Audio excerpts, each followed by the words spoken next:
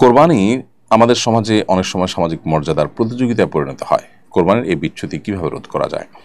এটার জন্য ব্যাপকভাবে কোরবানির যে আসল মহিমা, কোরবানির আসল যে উদ্দেশ্য, সেটা নিয়ে আলোচনা বাড়াতে হবে, এটার চর্চা বাড়াতে হবে।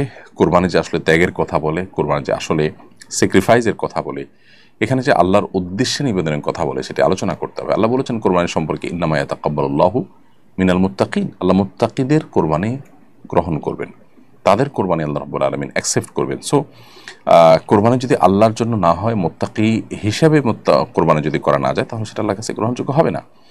এবং এই বিচ্যুতি রোধ করার জন্য ব্যাপকভাবে আমাদের আলোচনা, পর্যালোচনা এটা সমাজে বাড়াতে হবে।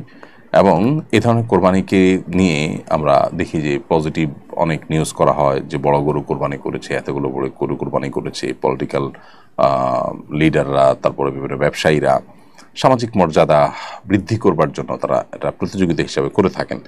এগুলোর প্রচার প্রসার সমাজের মধ্যে এই অসুস্থ প্রতিযোগিতাকে বাড়িয়ে দেয়।